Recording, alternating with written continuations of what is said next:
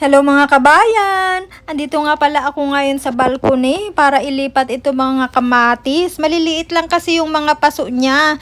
Nabili ko nga pala yan noong buwan ng Mayo. Ngayon malalaki na siya at may pailan-ilan na ring bunga. Ayun nga lang dahil maliliit yung paso kaya nakabili ako kanina ng dalawa at bumili na rin ako ng lupa. Ikinarga ko na nga lamang sa scooter kaya ako hirap na hirap pa uwi ng bahay. Galing kasi ako sa trabaho kanina ay alauna tapos na ako kaya ang laki ng bakanteng oras ko, alas 5 at alas 6 pa uli ang kasunod. Kaya sabi ko, ang laki naman ng bakante, gawin ko na tong paglilipat ng kamatis. At siguro naman, mas lalaki agad ang puno ng kamatis, pati ang bunga, pag nailipat dito sa mas malaking paso, syempre, mas marami siyang sustansya na makukuha. First time ko nga lamang pala magtanim dito, subok lamang, nakakatuwa naman pag nakikita mong may bunga na. Excited na nga ako matikman ang bunga niyan. Ito nga palang topsoil na nabili ko ay parang mamasa-masa. Tinanong ko naman yung tendera kung maganda itong pagtaniman ng gulay. Sabi niya, oo. Alam niyo mga kabayan, naisip ko kung ako'y nasa Pilipinas, parang ang sarap magtanim-tanim. Tapos meron kang isang maliit na kubo, tapos ang dami mong halaman sa paligid, ano. Ang sarap nung gano'n, nakaka-relax, tapos simpleng pamumuhay. Tapos bukod sa mga gulay, meron ka rin mga prutas na tanim. Ang sarap naman talaga pag umaani ka na, yung hindi ka nabibili sa palengke ng mga prutas at gulay. Tapos organic pa. Samantalang dito sa balcony lang ako pwede magtanim at sa paso. Tapos pag summer lang. Kaya pag natapos ang season na to, ay next year summer na uli ang hihintayin ko para makapagtanim uli. Ay so, bakit nga ba ako hindi umuwi ng Pilipinas at na makapagtanim-tanim doon at masunod ang gustong simpleng pamumuhay? Hindi kaya sign na daw talaga ito na tumatanda ka na? Yung ang gusto mo na lang daw ay magtanim-tanim at simpleng pamumuhay. O mag-alaalaga ng mga hayop like ng mga manok, baboy, kambing at kung ano-ano pa. Kaya lang, paano ko rin naman gagawin yun? Pag nasa Pilipinas, ang hirap naman din pag nagkasakit, ang mahal-mahal ng pagpapagamot. Lahat babayaran mo. Bago ka matingnan ng doktor, kailangan nakabayad ka muna sa laboratory. Pag wala kang regular na malaking income doon, mahihirapan ka talaga na magpagamot. Meron naman nga ding PhilHealth, kaya lang babayaran mo muna minsan, tapos saka na lang nila i-refund. At saka ang isa pa, hindi ko na rin masyado kaya ang weather doon. Siguro dahil nasanay na ako sa weather dito. Dahil pag tuwing nagbabakasyon ako, Diyos ko po,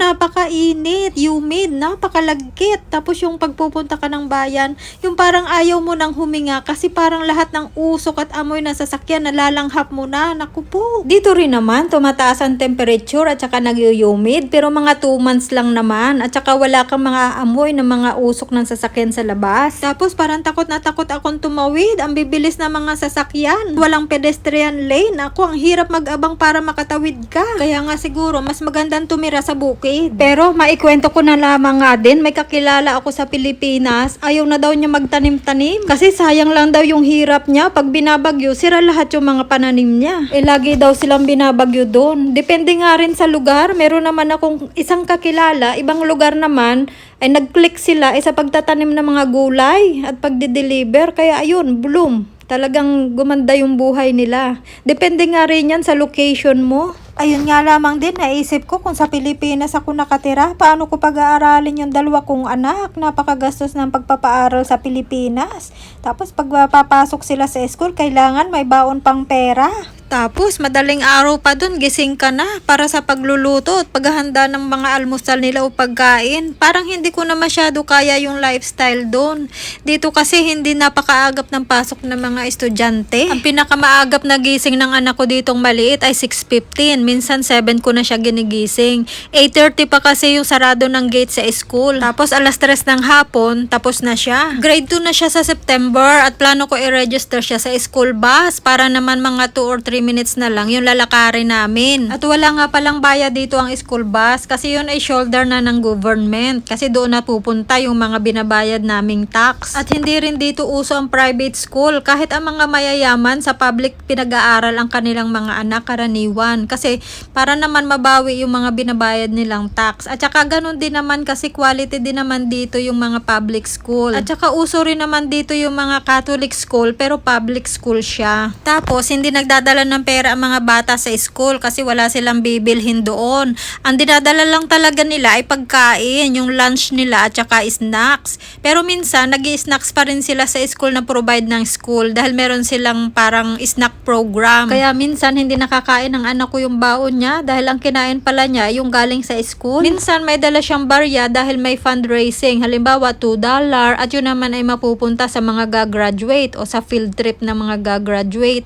So ganun din naman pag sila na ang gagraduate, makakalikom rin sila na galing sa donation noong mga lower grades. Ganun din naman dito ang high school, hindi rin uso na magdala ng pera sa school ang mga bata. Ang uso talaga dito ay baon na pagkain at snacks. Dito nga pala mga kabayan, pag hindi pumasok ang anak mo sa school o late, talagang malalaman at malalaman ng magulang. Dahil automatic, tumatawag ang school sa magulang or sa guardian. Mamimili ka lang kung anong reason for absence, kung doctor appointment or illness at kung ano pa, at kung half day or whole day. Tapos isubmit mo na at makakatanggap ka ng confirmation. Ganyan hanggang high school. At kahit nga pala high school dito, hindi nga rin pala uso sa kanila ang pagdadala ng pera. Pagkain talaga ang binabaon nila sa school. At wala rin nga pala silang dadalhin ng mga notebook, papel, lapis, crayon, ruler at kung ano-ano pa sa school.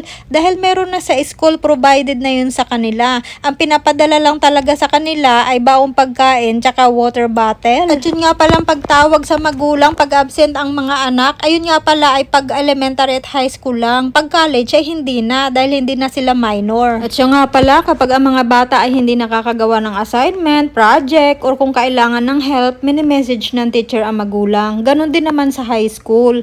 Kasi ayaw nila na basta na lang babagsak ang bata. Mabuti rin naman yung ganon kesa yung mabigla na lang ang magulang na bagsak pala ang kanilang anak. Mas maganda na nariremedyohan pa. Nagtutulungan ang magulang at ang teacher. At saka meron din silang reading screening. Kapag ang bata ay medyo mahina pa sa reading, meron silang reading program para ma-improve. Bakasyon pa nga lang pala dito mga kabayan at September pa ang balik nila sa school. At pag ganito namang bakasyon ay usong-uso yung tinatawag na summer camp. Iba't ibang summer camp. Yung sa napasukan ng anak ko ay grade by grade. So magkakasama lahat ng grade 1. May teacher na humahawak sa kanila. Araw-araw silang pumupunta sa playground, minsan sa splash pad. At itong darating na Lunes ay pupunta sila sa Royal Ontario Museum. Libre lang yon, pati ang snacks. Magdadala lang sila ng lunch at saka tubig. Meron ding araw na dinadala sila sa swimming pool o kaya sa library. At minsan sa classroom gumagawa sila ng mga arts. Mabuti na nga lang at nakapasok siya doon kasi napakahirap talaga mag-register pa unahan. Imagine kung hindi ko siya naipasok sa camp, ipapababysit ko siya. Hindi gaya sa atin sa Pilipinas, pag bakasyon, makakapagtrabaho pa rin ang magulang dahil may mga lolo't lola na pwedeng mag-alaga. Naubusan na ako ng kwento mga kabayan. Ipapakita ko na lang sa inyo sa bandang dulo kung ano yung view namin.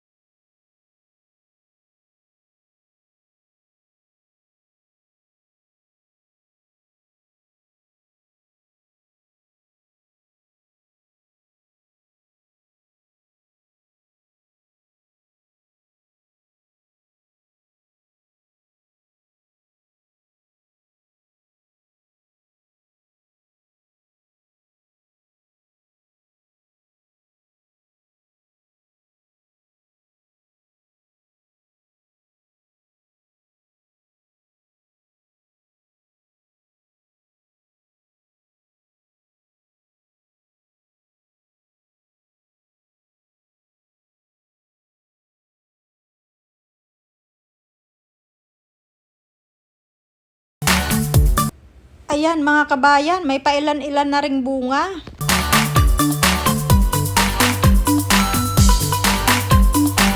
At yan nga pala ang tanaw namin dito, na kung saan ay diyan madalas nakatutok ang camera ko noong nagkukumpleto pa ako ng watch hour.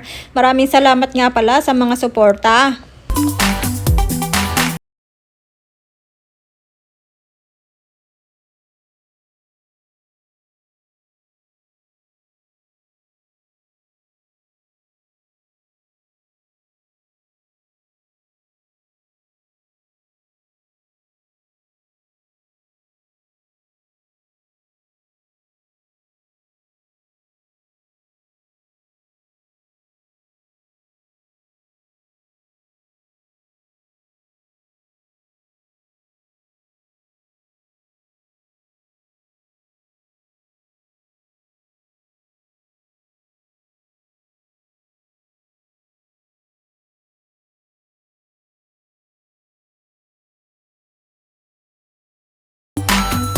Canada Day nga pala or July 1 nung i-video ko ito. Abay saktong-sakto naman sa suot ko.